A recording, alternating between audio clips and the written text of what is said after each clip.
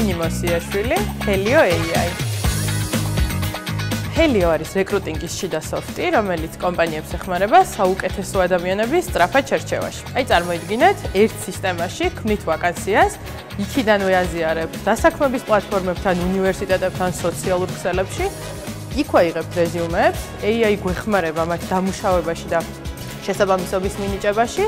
Აი იქიდანვე ვახდენთ უკავშირს და ძალიან მარტივად ვხედავთ მთელი ამ პროცესის რეპორტინგს და ანალიტიკას. როდესაც გაჩნდა იდეა 4 თანადამფუძნებელი გავერთიანდით და დავფარეთ ასე ვთქვათ ყველა ძირითადი მიმართულება, რაც საჭირო იყო სტარტაპის ფუნქციონირებისთვის, ნელ-ნელა დავიწყეთ გუნდის წევრების შემოერთება და დღეს უკვე 9 ადამიანი ვართ, ვინც ასე ვთქვათ სრულ განაკვეთზე მუშაობს Helios გარშემო. ჩიტას გრანტმა მოგწა შესაძლებლობა პროდუქტი მოგვემზადებინა იმისთვის, რომ გავცდენილიყავით საქართველოს საზღვრებს და დღეს რეალურად უკვე ჩვენ პროდუქტს უზბეკეთშიც იყენებენ. სტარტაპის და სტარტაპერების ცხოვრება ძალიან რთულია, მაგრამ ამავე დროს ყოველ დღე იმდენ სიახლეს, იმდენ გამოწვევას, იმდენ საინტერესო ენერგიას ვიღებთ ერთმანეთისგანაც და ასე ვთქვათ უკავშირებისგანაც, რომ ძალიან ბედნიერია შემიძლია ვთქვა ყველა ის ადამიანი, რომელიც დღეს Helioშია ჩართული. ჩემთვის ალბათ ყველაზე მნიშვნელოვანი Helioში არის ის ადამიანები და გუნდი, რისგანაც შედგება Helio და ეს გვაძლევს ალბათ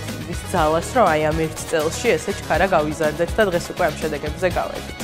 ჩვენი მიზანია, როგორც ძალიანაც უყვართ საქართველოში კომპანიებს Helio, ისე შევაყვაროთ სხვა ქვეყნებშიც.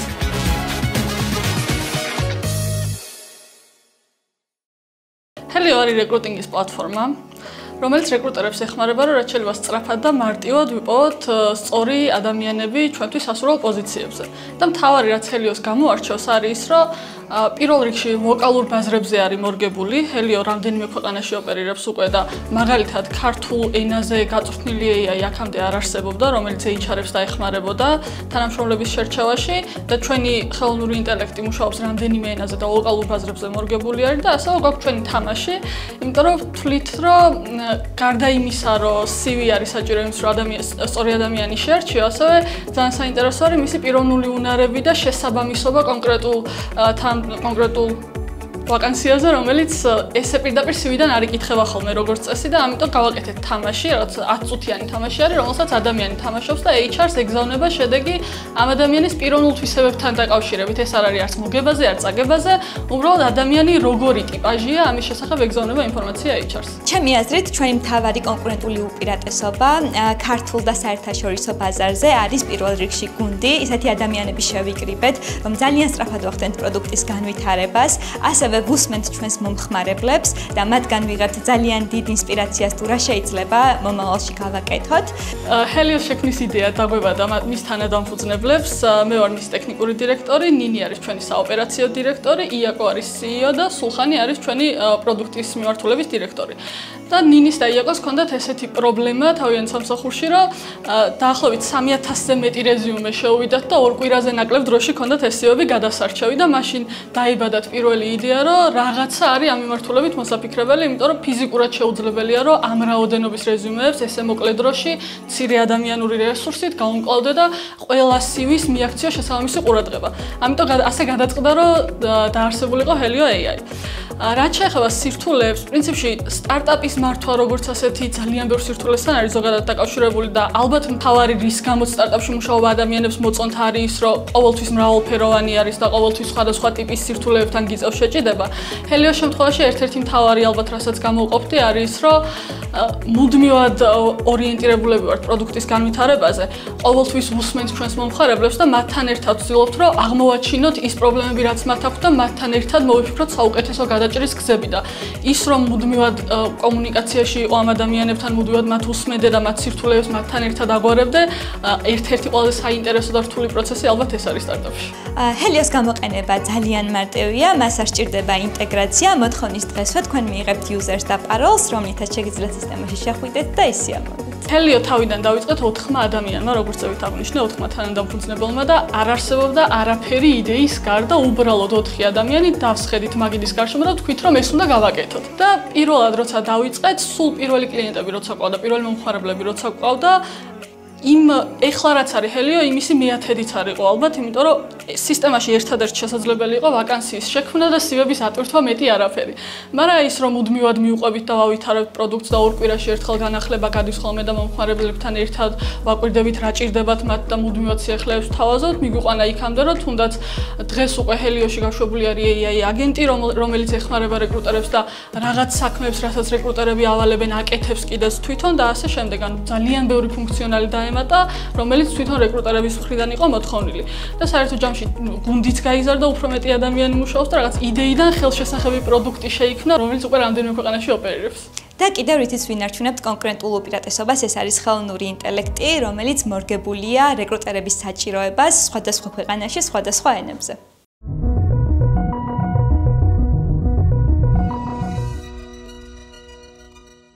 დღეს Helios მომხმარებლები 6 ქვეყანაში არიან და 6 ქვეყანა იყენებს ამ პროგრამას იმის რომ გაიმარტივონ თავიანთი ყოველდღიურობა. დაახლოებით 100 მეტი კომპანია და 300-მდე ბრენდი გვყავს უკვე Helios-ში. როგორც წესი სტარტაპ გარემოში მუშაობა ცოტა სხვანაირად ხდება ვიდრე დიდ კომპანიებში და თანადამფუძნებლები პრინციპში 4-ივე დიდი კომპანიებიდან მოვდიოდით და სტარტაპის გამოცდილება მაინც მეტნაკლებად არ გქონდა. ამიტომ მთავარი სირთულე რაც იყო არის რომ სტარტაპის დრაივზე რო გადმოეწყო და მთავარი განსხვავებები რაც არის დიდ კორპორატიულ სამსახურს და სტარტაპს შორის ამას რო ფეხი აუწყო, იმიტომ რომ თუნდაც ტემპი იმდენად განსხვავებულია, დიდ კომპანიებში რაღაც ელემენტარული რო გააკეთო, ბევრად დიდი ბიუროკრატიების გავლა გჭირდება ვიდრე სტარტაპში და ის რომ ამ მოუდზე გადმოეწყო და სტარტაპს ფეხი აუწყო, არ არის ხოლმე მარტივი როგორც წესი. მთავარი რითიც შევძელით რომ მომხმარებლები Helio-თი დაგვეინტერესებინა არის ის რომ პრინციპში ქართულ ბაზარზე მით უმეტეს ესეთი ანალოგი არ არსებობდა და რეალურად მართლა არსებობდა ეს პრობლემა, რეკრუტერები მართლა რამდენიმე ასობით და ათასობით CV-ს ხელით კითხულობდნენ და უწევდათ რომ რაღაც ფოლდერებში ქონოდათ ეს რეზიუმეები, ეკარგებოდათ, კომუნიკაციას ვერ ახდენდნენ კანდიდატებთან, იმიტომ რომ ხელით ქონდათ ამოსაწერი ტელეფონის ნომერი ან მეილი, რომ კომუნიკაცია დაემყარებინათ და ასე შემდეგ. ანუ რეალურად მართლა არსებობდა ეს პრობლემა და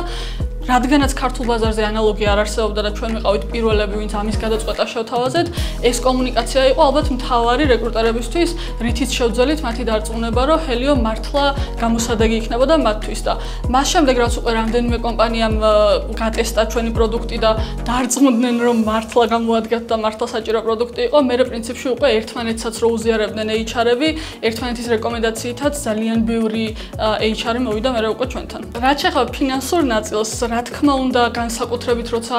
AI-ზე არის საუბარი, დიდი ბიუჯეტი ჭირდება ხოლმე ეგეთ რაღაცების გაკეთებას, ესეთი პროდუქტების შექმნას, მაგრამ პირველი რასაც ვიტყოდი არის ის, რომ რადგანაც 4-ვე თანადამფუძნებელს ჰქონდა შესაბამისი გამოცდილება და ჩვენი ხელით ეგეთი რაღაცები მანამდე გვქონდა ნაკეთები, ამიტომ საწყის ეტაპზე პრინციპში რასაც ვაკეთებდით, ყველაფერს ჩვენი ხელით ვაკეთებდით და ამიტომ საწყის ეტაპზე პირველი პროდუქტის შექმნა შედარებით მარტივი იყო. მაგრამ მთავარი რაშიც მე ბიუჯეტი გჭირდება ხოლმე სტარტაპს განვითარებისთვის არის, რომ რაც შეიძლება სწრაფად განვითარდეს და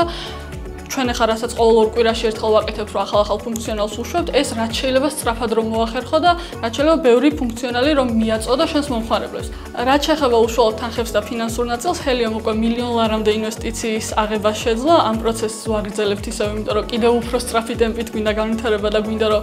კიდევ უფრო უკეთესი პროდუქტი რაც შეიძლება მალე შევთავაზოთ მომხმარებლებს, მაგრამ ინვესტორებისთვისაც საინტერესოა Helios-ნაირ სტარტაპში ინვესტიცია, თუნდაც იმიტომ რომ ბაზარზე ისევ განმეორდები, ბაზარზე ანალოგი არ არსებობს და სტარტაპისთვის ერთ-ერთი მნიშვნელოვანი ფაქტორი ესეც არის გუნდთან და კიდევ სხვა ბევრ რაღაცასთან ერთად, რომ მსგავსი პროდუქტი ფიზიკურად არ არსებობს. Helios ანალოგის ქართულ ბაზარზე დანამდვილებით შეგვიძლია ვთქვათ, რომ არ არსებობს, მაგრამ არა მარტო ქართულ ბაზარზე, მსოფლიო ბაზარსაც რომ შევხედოთ, არსებობს რაღაც ATS სისტემები, რასაც რეკრუტერები იყენებენ, მაგრამ ეს ATS სისტემები არ არის მორგებული ლოკალურ ბაზრებზე და ამიტომ ინგლისურის გარდა სხვა ენებზე, რომელი რეკრუტერების მუშაობენ, იმ ენებზე გათვლილი არ არის და ამიტომ ეს რეკრუტერები ძირითადად ვერ იყენებენ ხოლმე და ასევე ეგრეთ წოდებული soft skill-ების შეფასების ნაწილი როგორც წესი არ არის ხოლმე ჩადებული ამ ATS სისტემებში და ის რომ Helios აქვს თავისი თამაში, რომლითაც ეხმარება რეკრუტერებს ამ soft skill-ების დადგენაში, ის რომ Helios აქვს თავისი ლოკალურ ენაზე გაწვრთნილი AI და ახლა უკვე AI აგენტი, რომელიც რეკრუტერს კონკრეტული დავალებების შესრულებაში ეხმარება, Helios ხდის გამორჩეულს არა მხოლოდ საქართველოში, მსოფლიო ბაზარზე. ქართულ სტარტაპ ეკოსისტემას რაც შეეხება, ვერ ვიტყოდი რომ იმ დონეზეა განვითარებული როგორც დაუშვათ ამერიკაში Silicon Valley ან საფრანგეთში Station F რაც არის სტარტაპ აქსელერატორი ყველაზე დიდი ევროპის, მაგრამ საქართველოში არაერთი სტარტაპ აქსელერატორი არის, რომელიც განსაკუთრებით დამწყებ ეტაპზე მყოფ სტარტაპებს ხელს უწყობს და მათ შორის უცხოელი მენტორები ჩამოყავთ ხოლმე, რომლებიც ძალიან გვეხმარებიან და ვიტყოდი რომ მათ შორის საერთაშორისო აქსელერატორებიც როგორც არის მაგალითად 500 ევრაზია საქართველოში შემოსული არის და ესეთი აქსელერატორები ნამდვილად ხელს უწყობს, რომ სტარტაპ ეკოსისტემა განვითარდეს მეტნაკლებად, რაც უფრო დრო გადის, მით უფრო იხვეწება. AI ზოგადად ნებისმიერ სფეროში უკვე იმდენად არის შემოჭრილი, რომ ძალიან რთულია რომ ამაზე თვალი დახუჭო და მხარი არაობა, განსაკუთრებით HR სფეროში რა თქმა უნდა შემოსულია და ძალიან ბევრი მიმართულება HR-ის უკვე იფარება ნელ-ნელა, მაგრამ ვერ ვიტყოდი რომ ეს არის რეკრუტერის ჩამნაცვლებელი პირობითად, იმიტომ რომ რეალურად ძალიან ბევრი მიმართულება მაინც რჩება HR-ში, სადაც ადამიანის ჩართულობა არის კრიტიკულად მნიშვნელოვანი და შეუძლებელია რომ ამ ნაწილებში AI შემოვიდეს. რეალურად AI სადაც შემოდის HR-შიც, რეკრუტინგშიც, არის ის ნაწილები, რომლებიც არის უბრალოდ რუტინული HR-ისთვის მომაბეზრებელი და არასასიამოვნო საკეთებელი საქმე, თუნდაც იგივე CV-ების ხელით კითხვა და გადარჩევა, ტელეფონის ნომრების ამოწერა და ასე შემდეგ. არც ერთ HR-ს ეს არ სიამოვნებს. ამ ნაწილებში შემოდის ძირითადად AI და შეგვიძლია რომ აბსოლუტურად ვენდოთ, იმიტომ რომ ხშირ შემთხვევაში ადამიანზე უკეთესადაც აკეთებს ამ საქმეს, მაგრამ ის ნაწილები, სადაც ადამიანის ჩართულობა მაინც აუცილებელია, შეუძლებელია რომ დღესდღეობით AI-მ ეს ნაწილი ჩაანაცვლოს.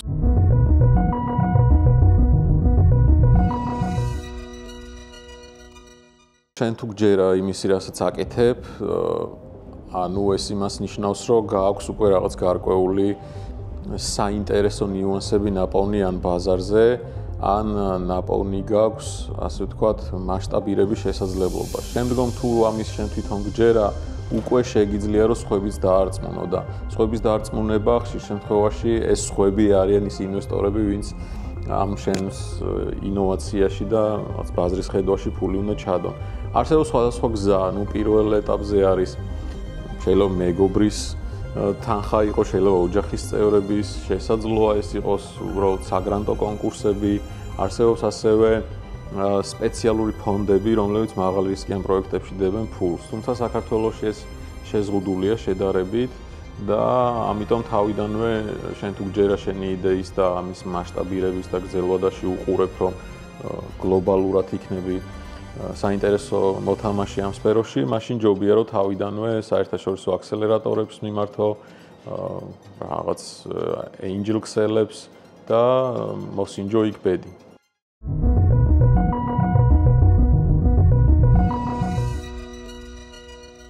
თავარი პრობლემები და გამოწვევები რაც აქვს სტარტაპებს სანამ იდეიდან პროდუქტ შექმნიან, ალბათ არის გუნდის ფორმირება, იმიტომ რომ ყველაზე მნიშვნელოვანი არის რომ სწორად შემოიკრიბო შენ გარშემო ის ადამიანები, ვისაც რეალურად შეუძლია ღირებულების მოტანა და ამ პროდუქტის იდეიდან რეალობად ქცევა. ინვესტიციის აღება არის ალბათ ერთ-ერთი ყველაზე სტრესული საქმე სტარტაპში და მთავარი რჩევა აქ, რასაც მივცემდი სტარტაპერებს, არის ის, რომ პირველ ეტაპზე ჯობია რომ გუნდზე იყოს აქცენტი ვიდრე ინვესტიციაზე და ისეთი ადამიანები შემოიკრიბოთ გარშემო, ვისაც პროდუქტის შექმნა რეალურად შეუძლიათ, იმიტომ რომ ინვესტიციის აღებაც პირდაპირ ფაქტიურად მიბმულია ამაზე. რაც უფრო მეტი მომხმარებელი ყავს, რაც უფრო უკეთესი პროდუქტი გაქვს შექმნილი, უფრო მარტივდება ინვესტიციის აღება, იმიტომ რომ ინვესტორისთვისაც უფრო მეტი დასტურია, რომ რეალურად ამ გუნდს რაღაცის კეთება შეუძლია და მეტად სანდო ხდება ამ დროს სტარტაპი. ინოვაციის და ბაზრის მოთხოვნის დარეგულირება არის ალბათ ყველაზე საინტერესო საქმე სტარტაპში ერთ-ერთი, მაგრამ ვიტყოდი რომ პრიორიტეტი მაინც უნდა მიენიჭოს ალბათ ბაზრის მოთხოვნებს, იმიტომ რომ რეალურად არა მარტო სტარტაპისთვის, ნებისმიერი კომპანიისთვის თავარი არის მომხმარებელი და უნდა შექმნა ის პროდუქტი, რაც რეალურად ჭირდება მომხმარებელს და ინოვაცია თავისთავად მოყვება ხოლმე როგორც წესი ამას, იმიტომ რომ იმ პროდუქტს, რასაც ქმნი, ძირითადად ჭირდება ხოლმე რაღაც განსხვავებული მიდგომა, განსხვავებული ხედვა, რაც თავისთავად უკვე არის ინოვაცია. ქართულ ბაზარზე პრინციპში რამდენიმე წყარო არის დაფინანსების მიღების შეიძლება ითქვას, გააჩნია პრინციპში სტარტაპის სტადიას რა ეტაპზეა თვითონ სტარტაპი. არის არაერთი აქსელერატორი, არაერთი საგრანტო პროგრამა, თუ უკვე იმ ეტაპზეა სტარტაპი, რომ შეუძლია რომ angel ინვესტორებისგანაც აიღოს ინვესტიცია, აქსელი არის ერთ-ერთი ქართული ინვესტორების გაერთიანება, რომელიც აქტიურად აფინანსებს სტარტაპებს და ყოველთვიურად აქვს ხოლმე ახალი სტარტაპების მიღება და არსებობს მრავალი საგრანტო და საინვესტიციო პროგრამა საქართველოში რეალურად, რომელიც ეხმარება სტარტაპებს განსაკუთრებით საწყის ეს ეტაპზე. ყველა სტარტაპისთვის ალბათ თავარი მისია და მიზანი რაც არის ის, რომ გახდეს გლობალური და რაც შეიძლება ბევრ ქვეყანაზე შეძლოს შესვლა. ვიტყოდი, რომ ეტაპი, როცა სტარტაპმა ამაზე ფიქრი უნდა დაიწყოს, არის მას შემდეგ, რაც ქართულ ბაზარზე და ქართულ რეალობაზე უკვე მორგებულები ვართ, იმიტომ რომ სტარტაპერები ეძახიან ხოლმე product market fit არის ის მომენტი, რაც უნდა დაიჭირო, რომ შენი პროდუქტი რეალურად მართლა მორგებულია ბაზარს, მართლა საჭირო არის და მომხმარებლებისგან იღებ ამ უკავშირს და მას შემდეგ, რაც უკვე მორგებული ხარ ქართულ ბაზარს და რეალურად დაინახე ის საჭიროებები, რაც ბიზნესებს აქვთ, ამის შემდეგ უკვე შეგიძლია იფიქრო სხვა ბაზრებზე განვითარებაზე და სხვა ბაზრებზე გასვლაზე. შეიძლება ითქვას, რომ სტარტაპებს რამდენიმე რთული მომენტი აქვთ ხოლმე განსაკუთრებით საწყის ეტაპებზე და პრინციპში ორ მათგანს გამოვყოფდი. ერთი ალბათ არის გუნდის ფორმირება, იმიტომ რომ კრიტიკულად მნიშვნელოვანია, რომ ზუსტად ის ადამიანები გყავდეს გუნდში, ვისთან ერთადაც ჩვენ თვითონაც მოგწონს საქმის კეთება და რეალურად შესაძლებელიც არის, რომ მართლა პროდუქტი შეიქმნას. და მეორე ვიტყოდი ალბათ ფინანსებს, იმიტომ რომ რაც არ უნდა დიდი ფინანსები გქონდეს, თუ სწორ მენეჯმენტს არ გააკეთებ ამისას და სწორად არ დაგეგმავ, რაში უნდა დახარჯო ეს ფული, მაშინ აზრი არ ექნება ამ ყოველივეს და ამიტომ გამოვყოფდი გუნდს და ფინანსების სწორად გახარჯვის ნაწილს. ახალგაზრდებისთვის და ჯენზისთვის ალბათ კიდევ უფრო საინტერესო არის სტარტაპებში მუშაობა, იმიტომ რომ ბევრი ინოვაცია არის, სწრაფად იცვლება რა საქმესაც აკეთებ, ბევრ სხვადასხვა რაღაცასთან გიწევს შეხება და ეს არ არის რაღაცა რუტინული საქმე. ვიტყოდი, რომ ალბათ თავარი რაც ახალგაზრდებს ჭირდებათ ამ ყველაფრისთვის არის სიახლეების მიმღებლობა, რაც პრინციპში ჯენზის არც აკლია და სიახლეების მიმღებლობასთან ერთად ალბათ ის, რომ მუდმივად იმუშაონ თავის თავზე და საკუთარ განვითარებაზე. ერთი მთავარი რჩევა ალბათ, რასაც სტარტაპერებს მივცემდი, არის ის, რომ არასდროს შეწყვეტონ ექსპერიმენტები და მუდმივად ეძებონ სიახლეები, იმიტომ რომ სტარტაპის მთელი არსი არის ის, რომ ჩვენც არ ვიცით სწორი რა არის, მთავარია ბევრი ვაექსპერიმენტოთ და იმ ჭეშმარიტებამდე მიგვიყვანს ექსპერიმენტები.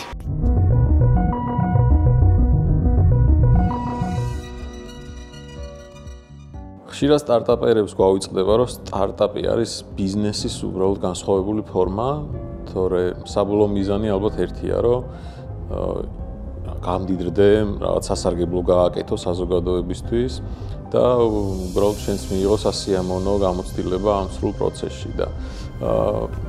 ბევრია შეცდომები და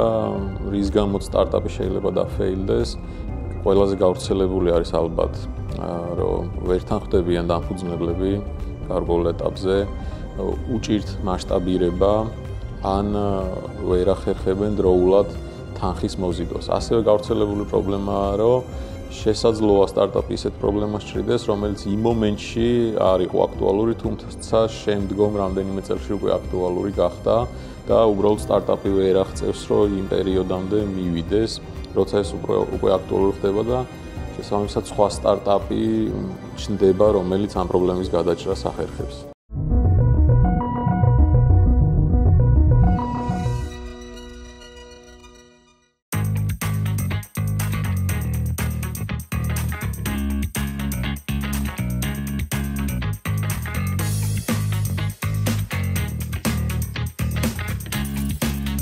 ნინი მოსიაშვილი, Helio AI.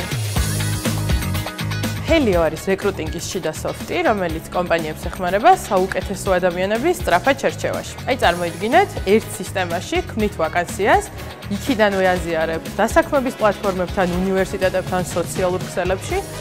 იქვე იღებთ რეზიუმეებს, AI გვეხმარება მათ დამუშავებაში და შესაბამისობის მინიჭებაში. აი იქიდანვე ვახდენთ უკავშირს და ძალიან მარტივად ვხედავთ მთელი ამ პროცესის რეპორტინგს და ანალიტიკას. როდესაც გაჩნდა იდეა 4 თანადამფუძნებელი გავერთიანდით და დავფარეთ ასე ვთქვათ ყველა ძირითადი მიმართულება, რაც საჭირო იყო სტარტაპის ფუნქციონირებისთვის, ნელ-ნელა დავიწყეთ გუნდის წევრების შემოერთება და დღეს უკვე 9 ადამიანი ვართ, ვინც ასე ვთქვათ სრულ განაკვეთზე მუშაობს Helios გარშემო. ჯიტას გრანტმა მოგწა შესაძლებლობა პროდუქტი მოგვემზადებინა იმისთვის, რომ გავცდენილიყავით საქართველოს საზღვრებს და დღეს რეალურად უკვე ჩვენ პროდუქტს უზბეკეთშიც იყენებენ. სტარტაპის და სტარტაპერების ცხოვრება ძალიან რთულია, მაგრამ ამავე დროს ყოველ დღე იმდენ სიახლეს, იმდენ გამოწვევას, იმდენ საინტერესო ენერგიას ვიღებთ ერთმანეთისგანაც და ასე ვთქვათ უკავშირებისგანაც, რომ ძალიან ბედნიერია შემიძლია ვთქვა ყველა ის ადამიანი, რომელიც დღეს Helioშია ჩართული. ჩემთვის ალბათ ყველაზე მნიშვნელოვანი Helioში არის ის ადამიანები და გუნდი, რისგანაც შედგება Helio და ეს გვაძლევს ალბათ ის ძალას, რომ აი ამ ერთ წელში ესე ჩქარა გავიზარდეთ და დღეს უკვე ამ შედეგებზე გავედით. ჩვენი მიზანია, როგორ ძალიანაც უყვართ საქართველოში კომპანიებს Helio, ისე შევაყვაროთ სხვა ქვეყნებშიც.